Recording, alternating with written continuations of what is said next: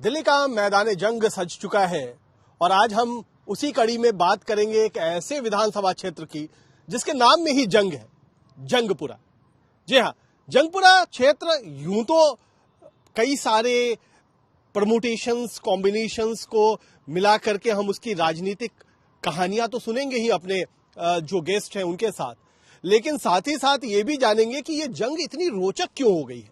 आखिरकार अचानक से एक ऐसी सीट जो बहुत ज्यादा लाइमलाइट में नहीं रहती थी, वो सीधे सीधे दिल्ली चुनाव का एक मुख्य अखाड़ा भी बन गई है। वहां चेहरे भी बहुत अहम हैं और चेहरों से ज्यादा जो सबकी नजर है वो है कि आखिरकार नतीजे क्या होंगे। तो इस जंग के नतीजे पर यह भी तय होगा कि दिल्ली का नतीजा क्या कुछ आता है। तो आज बात हम शुरू करते हैं जंगपुरा की। हमारे साथ हमारा विशिष्ट पैनल, जिसमें हमारे साथ डॉक्टर रामेश्वर दयाल, बहुत सीनियर जर्नलिस्ट, साथ ही साथ संजय काऊ, दशकों से जर्नलिज्म, दिल्ली में पत्रकारिता का अनुभव, और साथ ही साथ सुमन, जो कि टीवी से लेकर प्रिंट तक अपना झंडा बुलंद कर चुके हैं। तीनों गेस्ट हमारे साथ मौजूद हैं। तो हम आज की शुरुआत करेंगे, और शुरुआत इसलिए करेंगे क्योंकि यहां पर जो चुनाव लड़ने वाले हैं वो पूर्व उप मुख्यमंत्री मनीष सिसोदिया हैं। मनीष सिसोदिया आम आदमी पार्टी के उम्मीदवार हैं और उन्होंने अपना क्षेत्र बदला है। तो क्षेत्र बदलने के पीछे क्या कहानी है, सबसे पहले हम संजय काऊ साहब से समझने की कोशिश करेंगे। ये जो नेता बदल लेते हैं अपना बैटल फील्ड, वो क्यों बदलते हैं और दिल्ली में क्या कुछ मायने रखता है? क्योंकि दिल्ली तो ऐसे ही छोटी है, तो इसमें कुछ विधानसभा क्षेत्र बदलने का कोई फैक्टर है भी या उसका कोई मतलब नहीं? देखिए, आपने एक बात बोली कि अचानक जंगपुरा में जंग छिड़ गई है, ये बहुत सही बात है। लेकिन ये अचानक पहली बार जब टर्फ दिल्ली की सजी थी, पिच जब जिसके बारे में किसी को कोई आइडिया नहीं था, ये पिच कैसा, बाउंसर इस पे फेंकेंगे तो कितना उछलेगा, वो 1993 में था। और उस समय जो है इस सीट से जो चुनाव लड़ रहे थे कांग्रेस के बहुत ही वरिष्ठ आदमी, उनका नाम है जगप्रवेश चंद्रा जी। जगप्रवेश चंद्रा जी ऐसे आदमी थे कांग्रेस के जिन्हें एनसाइक्लोपीडिया कहते थे। कोई भी बिल या ड्राफ्ट जो है उनसे डिस्कस करे बगैर पास नहीं होता था। और वो एक ऐसे मात्र व्यक्ति थे, वो कुछ ही एक दो अखबारों में खुद अपना प्रेस रिलीज जो है बना के लेके आते थे, ताकि कोई वो समझाते थे रिपोर्टर को, ताकि कोई गलती ना हो। वो इतने पक्के थे। जब जगप्रवेश चंद्रा जी, जबकि दिल्ली में खुराना जी ने डंडे बुलंद किए, दिल्ली में जगप्रवेश चंद्रा जी ने ये जंग जो है जंगपुरा से जीती, लेकिन मात्र 3,500 वोट, लगभग 3,500 वोटों से।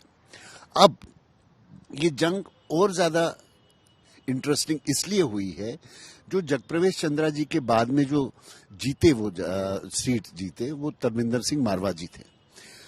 पहली बार जब 3 बार जीतने वाले मारवा जी आज वही कांग्रेस जो है वो छोड़ के बीजेपी की तरफ से आज ये जंग लड़ने जा रहे हैं। वो क्यों लड़ने जा रहे हैं? क्योंकि उस सीट पे आपके दिल्ली के farmer deputy chief minister Manish Sisodia को आम आदमी पार्टी ने लड़ाया है।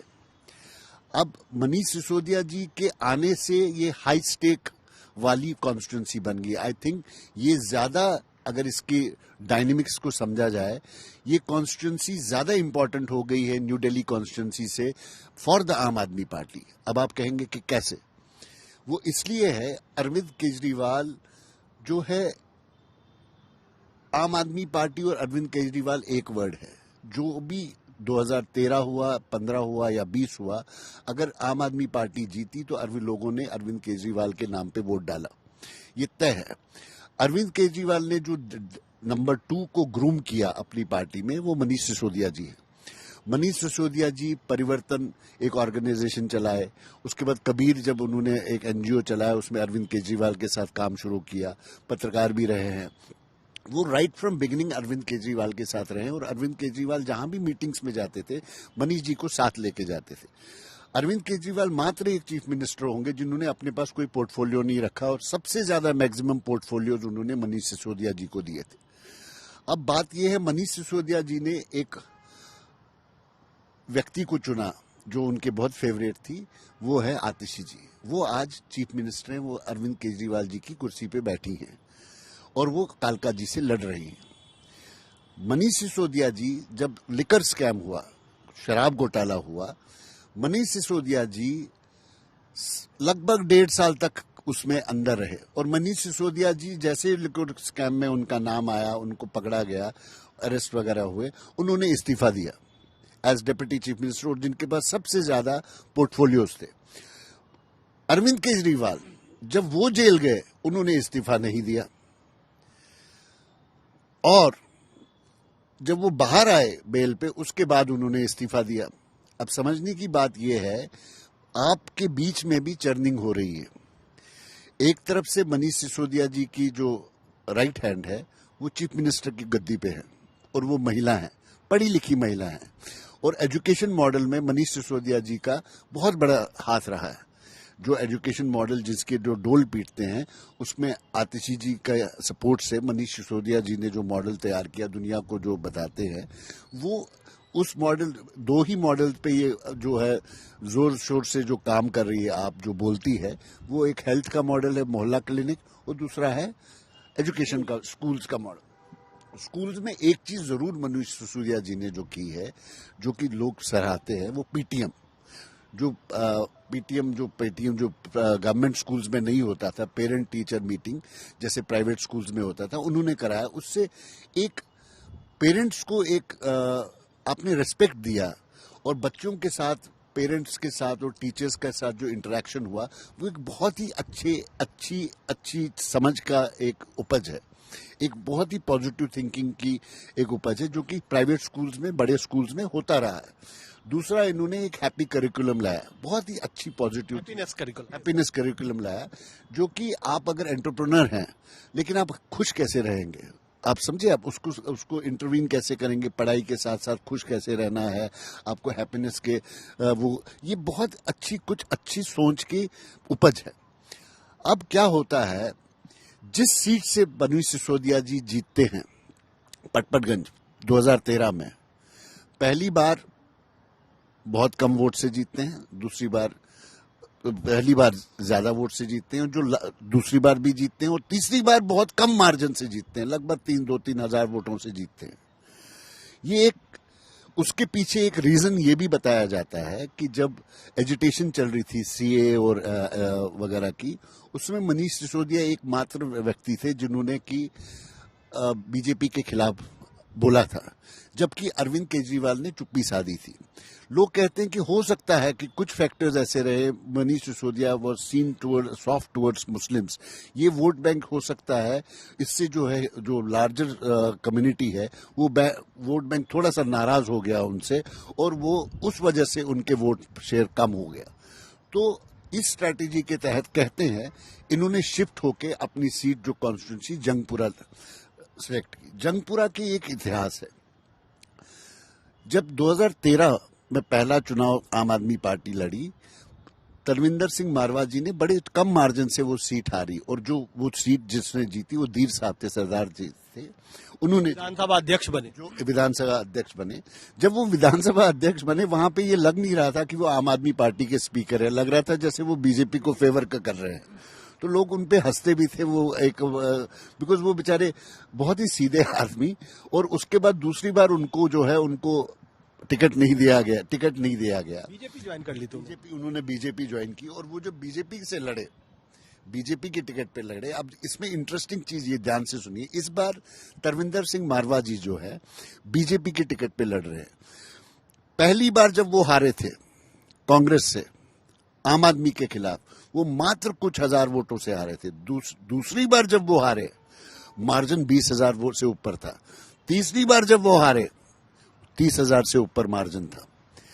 अब मनीष सिसोदिया वो सीट पे जाके, जो कि एक सेफेस्ट सीट है, बिकॉज अभी जैसे आंकड़े हम लोग देख रहे थे शो से पहले, 20%, आपने ही बताया कि 20% से ज्यादा ओबीसी वोटर, दलित, उस पर हम आएंगे। पहले हम डॉक्टर रामेश्वर दयाल को भी हम इसमें शामिल कर लेते हैं इस डिस्कशन में।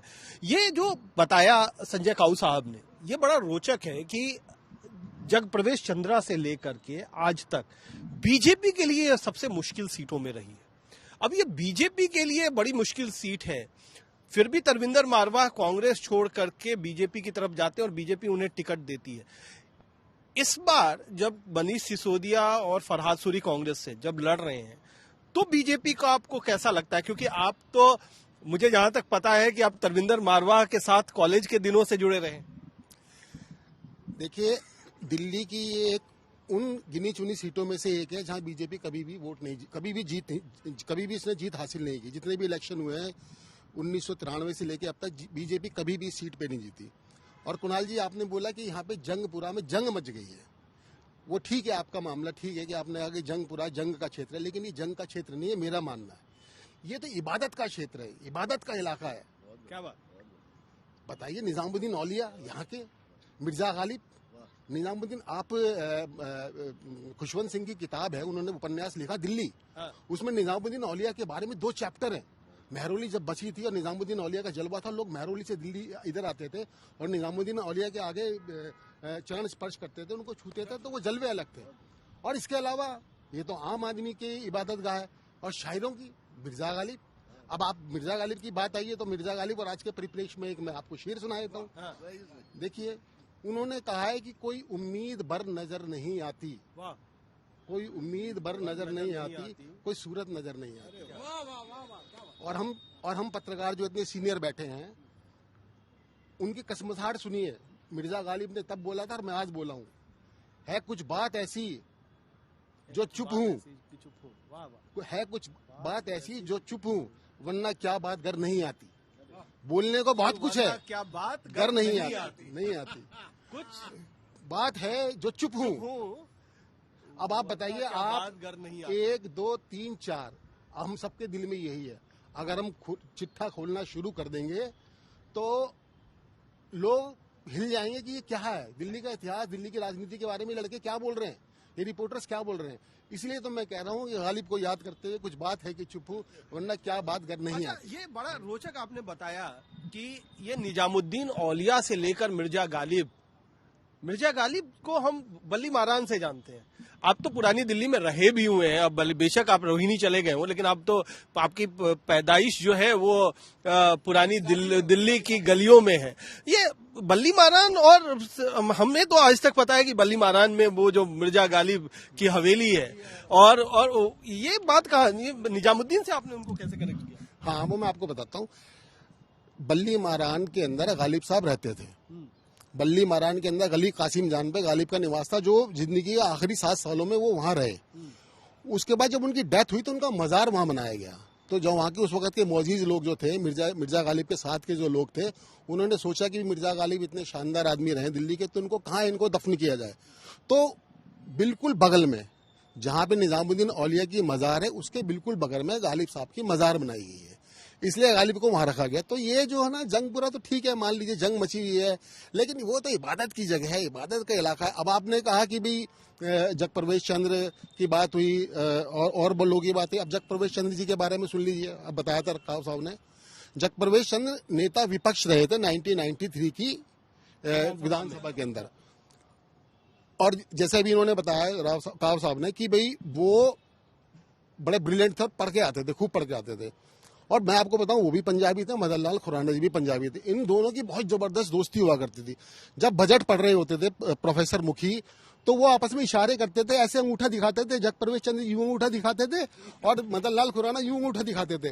तो माहौल ही बड़ा जॉली होता करता था। तो वो अंगूठा का मतलब क्या होता? अंगूठा का मतलब ये था कि हम देखो, हमने तुम्हारी के ऊपर कब्जा कर लिया, हमारी योजना ये है, तो जग प्रवेश चल रहा है, कुछ भी नहीं है, बेकार है, टंटा, कुछ नहीं, बेकार की बात है। और दूसरी एक बात और बताऊं, जग प्रवेश चंद्र जी का हालत ये थी, वो जो कॉलेजों के अंदर लेक्चरर और प्रोफेसर होते ना, कि वो कोई विषय पढ़ा रहे 20 साल से, तो 15-20 साल वाला, 5 साल वाला पर्चा ले आते हैं, उसी को पढ़ देते हैं।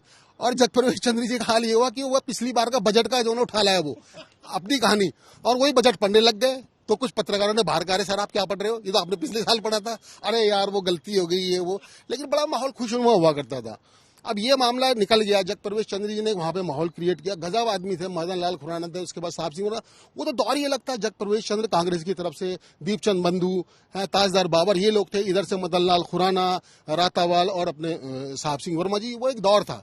अब वो दौर तो खैर विधानसभा में नजर नहीं आता। और उसका अगर हम एक उसको हम देखें, अगर जंगपुरा के कंटेक्स्ट में ही देखें, तो कहाँ जगप्रवेश चंद्रा और कहाँ उनके बाद जो उनकी सीट पर आए वो तरविंदर सिंह मारवा।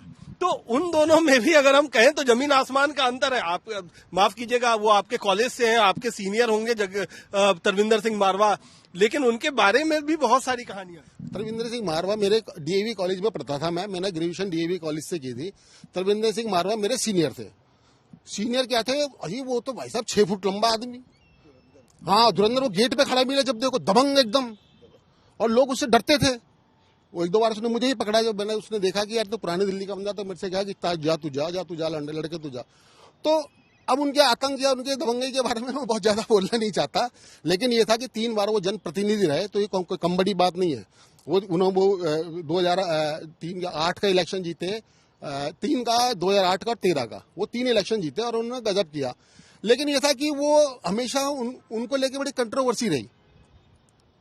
भाई लोगों का कहना है, एक पक्ष ये कहता है कि वो इलाके के अंदर बहुत काम करवाते हैं, एक पक्ष कहता है कि नहीं वो इलाके के अंदर कोई सेटिंग वेटिंग करवाते हैं। अब वो हमें नहीं पता वो क्या करवाते हैं, लेकिन मैं इतना मानता हूं कि तरविंदर सिंह मारवा जब एमसीडी में आते थे अपने किसी काम के लिए, तो जो कंसर्न अफसर था वो उठ के भाग चले जाते थे, वो उनसे बात ही नहीं करते थे। अब वो क्यों नहीं बात करते थे, क्या नहीं करते, मुझे नहीं पता, लेकिन ये है कि पता तो हम सबको है, लेकिन हम कई सारी चीजें, हमारी भी एक जो दायरा होता है, एक हमारी भी सीमा है, और उस सीमा से बढ़ के हम कई सारी चीजें नहीं कह सकते हैं। इसीलिए तो हाँ, एक चीज में, ये जो पिच जंगपुरा की जिसपे जंग हो रही है, 2 बैट्समैन हैं, बड़े वेटरन बैट्समैन हैं, एक मनीष सिसोदिया जी और दूसरे जो हैं तरविंदर मारवा जी। लेकिन कांग्रेस जो पिछले चुनाव में लड़ रही थी, लेकिन लड़ी नहीं।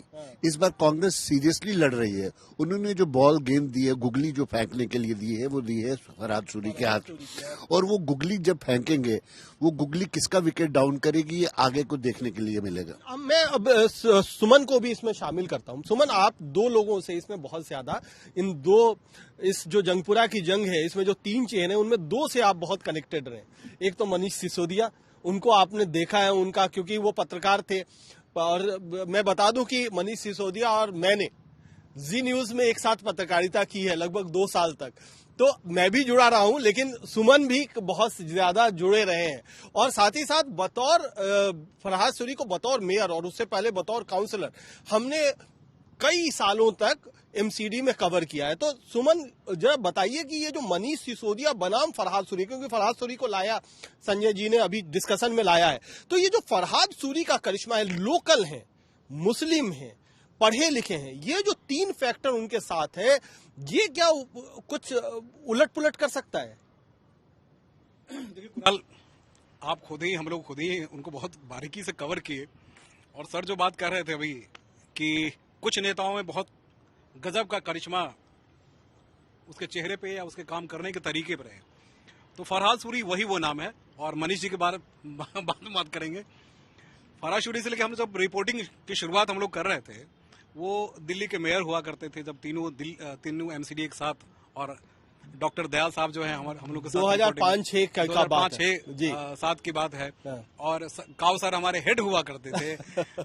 तो इंटरेस्टिंग फैक्ट इसलिए कि उस वक्त जब घोटालों की बात आती थी, तो उसकी जांच कौन करवाएगा, तो फरहाद सूरी करवाएगा।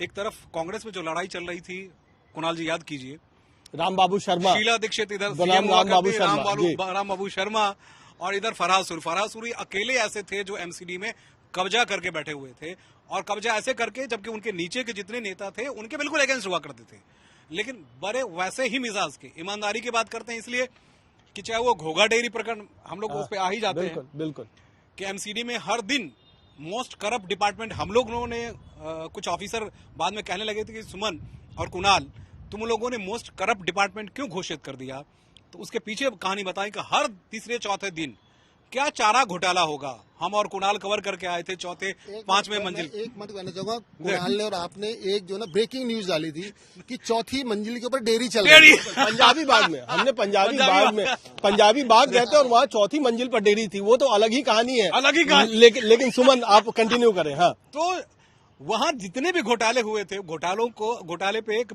ऊपर से लेयर लगा दिया जाता था और कुछ होता नहीं था। हम लोगों ने शुरुआत की और हमने देखा कि Farhad Suri as a mayor, जिस मसले को ले जाइए खटाखट सीबीआई इंक्वायरी के लिए पुटअप करो, पार्टी के अंदर बवाल होता था।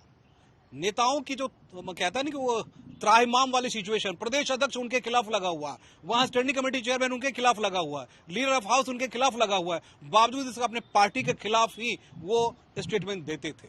वो फरहाद सूरी है जिसके ऊपर किसी ने उंगली कभी उठाई नहीं, उस मिजाज का। और फिर ताजदार बाबर की बात अभी सर कर रहे थे, तो उन नेताओं की फेहरिस्त ताजदार बाबर, आपको बता दें कि ताजदार बाबर मिंटो रोड से बहुत दिनों तक विधायक रही, और ताजदार बाबर फरहाद सूरी की मम्मी है, यानी माता जी हैं। तो ये एक तरीके से पॉलिटिकल लिगेसी, और फरहाद सूरी का जो ब्लड है, अब वो कहिए कि वहां पर ताजदार बाबर और वहां वो जो मुस्लिम और हिंदू जो हम गंगा जमुनी तहजीब की बात करते हैं, वो उनकी फैमिली में था, और उनकी फैमिली में था। अभी भी अगर महसूस करेंगे, और काऊ साहब तो जम्मू कश्मीर से हैं, वहां से फरहाद सूरी का बिल्कुल उनकी माताजी में I think she is a Kashmiri.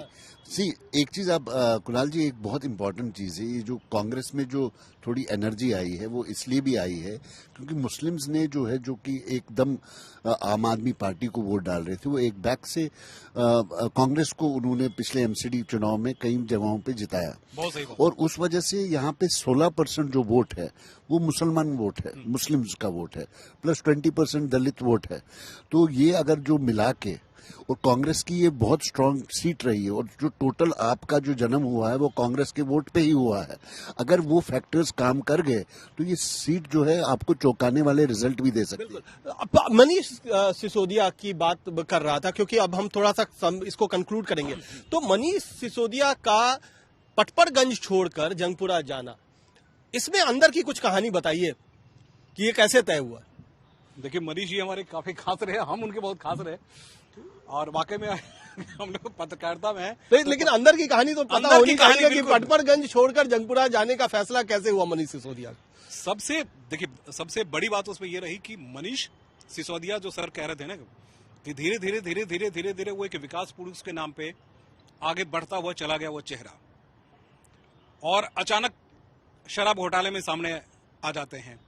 उसके बाद अगर अंदर की बात हम करते हैं तो आपको बता दें कि सर ने जो बात कही ना कि जैसे केजरीवाल मुख्यमंत्री बन तो गए, काम करवाना किससे था, काम करवाने के लिए विश्वस्त कौन था, कौन डेडिकेटेड था। याद कीजिए, 18 विभाग की जिम्मेदारी सीधे सीधे मनीष सिसोदिया जी को दिया गया था, और मनीष सिसोदिया ही उन तमाम सारे फाइलों पर साइन करते थे। वो जानते थे कि इसमें कुछ न कुछ गड़बड़ियां हैं, लेकिन बीइंग अ जर्नलिस्ट, एक ही इकलौता ऐसा नेता हुआ करते थे उस वक्त की हम बात करते हैं, जो 6:30 बजे किसी दिल्ली सरकार के सरकारी स्कूल में आपको वैसे मिल जाते, सड़क पे खड़े नजर आते। मनीष सिसोदिया को छोड़ के मैं कहने के लिए मैं कह रहा हूं, एक वक्त ऐसा आया था जिसमें केजरीवाल को भी डर लगने लगा था कि मनीष सिसोदिया का कद उनसे ज्यादा बढ़ता चला जा रहा है। और सर ने जो बात कही कि मनीष कहीं खास रही, आतिशी आज सीएम है, उस वक्त उनकी टीम की वो सदस्य रही, उन्होंने उसे प्रमोट किया, और लास्ट में उनको ही लाकर इसलिए खड़ा किया गया। इसके पीछे की कहानी मैं आपको बता दूं तो इसके पीछे कहानी ये कि विकास के जितने भी काम हुए उसमें मनीष थे। अरविंद केजरीवाल का बहुत कुछ लेना नहीं होता था, सिर्फ चेहरा होते थे, वो पढ़ने के लिए बता दिया जाता था। और आपने जो मूवी देखी होगी वो कौन सी वाली थी, एक नायक, वो उस नायक के तौर पे ही सामने आते, तो दिल्ली के मिजाज से उनका कोई खास लेना देना नहीं होता था। मनीष धीरे धीरे आगे बढ़ते चले गए, डिपार्टमेंट पे डिपार्टमेंट को दिया गया। उसके बाद बहुत सारी चीजें ऐसे निकल के जो हम मीडिया के सामने नहीं बता सकते। आखिरकार जब वो, आप याद कीजिए, अरविंद केजरीवाल का एक भी मंत्री जेल जाने के बाद रिजाइन नहीं करता है, और मनीष सिसोदिया जिस दिन चाहते हैं उसी दिन कर देते हैं। और डर किस बात की थी? डर उस मनीष सिसोदिया की नहीं थी, केजरीवाल की टीम को थी। वहां भी लड़ाई है इंटरनल, बहुत सारी बातें बता नहीं सकते। लेकिन ये आपने नहीं बताया कि पटपरगंज से जंगपुरा, ये जल्दी से बता दीजिए जी। देखिए, पटपरगंज से जंगपुरा मनीष सिसोदिया जी क्यों आए? 2015 का और 2020 का पहले रिजल्ट देखें पटपरगंज का। 2015 में मनीष सिसोदिया को जो जीत का अंतर था वो था 22%, और अब जो पिछला जो इलेक्शन हुआ 2020 वाला, उसके अंदर 2.something% रह गया। इसका मतलब यही है कि वहां पे मनीष सिसोदिया की हालत बहुत अच्छी नहीं थी। अब मनीष सिसोदिया जी ने जंगपुरा क्यों चुना? सबसे बड़ा सवाल। मैं सुमन जी की बात को आगे बढ़ाता हूं। देखिए, जंगपुरा की सीट को लोग कहते हैं कि अगर किसी आम जनता से पूछेंगे, किसी भी दिल्ली के छोटा मोटे जानकार से, वो कहेगा कि ये तो पंजाबी बहुल और सिख बहुल सीट है, लेकिन ऐसा नहीं है। वहां पे जो सबसे बड़ा जो फैक्टर है जीत का, वो कौन है? सबसे बड़ा जीत का फैक्टर मुसलमान और दलित वोट है। पूरा निजामुद्दीन का झुग्गी झोंपड़ी का इलाका मुसलमानों का, भोगल और प्लस सराय काले खां का वो इलाका दलितों का वोट है। ये वोट, ये जो समीकरण है, जो समीकरण यूपी के अंदर जिसने बड़ा धमाल मचाया और बीजेपी को डेंट किया, मनीष सिसोदिया को लगता है कि मुसलमान और दलित हमारे साथ आ जाएंगे तो बात बन जाएगी। अच्छा, दूसरी बात और है, कंट्राडिक्ट देखिए, दिल्ली की जो सुपर पॉश कॉलोनी है सुंदरनगर, वो भी यहाँ पर है। निजामुद्दीन यहाँ भी, वो भी यहाँ पर है, जहाँ पे मुख्यमंत्री शीला दीक्षित रही सालों। अब देखिए, अब सीधी सी बात है, अब मैं आपको तीनों की टक्कर बताऊं। फराज सूरी जो है ना, वो दिल्ली के मेयर रहे, और दूसरी ये बात है, उनकी छवि जो ना बहुत नीट एंड क्लीन रही है, बहुत साफ सुथरा बोलने वाले, पत्रकारों को कश्मीरी खाना खिलाते थे। कभी बुलाते थे कि अरे मेरा फ्लाइट से खाना आ रहा है, अरे आप लोग आइए। और कश्मीर का जो निखाली जो खाना होता है, जिसको दिल्ली के लोग जानते नहीं थे, बाजवान और वगैरह जो और खाने, वो खिलाते थे। अच्छा, Faraz Suri Delhi public school Mathura road के पड़े हुए, वो इनके इलाके का है। जब वो मेयर है, उन्होंने एजुकेशन के ऊपर, एमसीडी के अंदर एजुकेशन के ऊपर बहुत काम किया, बहुत बढ़िया काम किया, हम सब जानते हैं। और दूसरी एक बात यह कि वो कभी भी गलत मामलों के ऊपर वो हाईकमान से भिड़ने तैयार रहते थे। राम बाबू शर्मा से उनका बैड जो था वो सर्वविदित था, वो एकला चलो वाला काम करते थे। एक चीज और जोड़े, जी बस कंक्लूड कर रहे थे जल्दी। सर पहले एक लाइन, हाँ, आप पहले सुमन को करने दीजिए। क्योंकि फरहाद सूरी जब वहां मेयर रहे या एक कार्यकर्ता रहे, जैसे भी रहे, एक भी गली में अगर आप जाएं, किस फैमिली में कहीं न कहीं एमसीडी में, एनडीएमसी में नौकरी उन्होंने दिलवाई है। ये भी बात, एक भी बंदा ऐसा नहीं है जिसका कुछ न कुछ सीपी के आसपास कोई दुकान ना हो। मोटा मोटी बीजेपी और कांग्रेस ने आपके तीन बड़े नेताओं को घेर लिया है, घेर लिया है। आतिशी को विदुरी जी सामने, उनके अलका लांबा जी खड़ी है।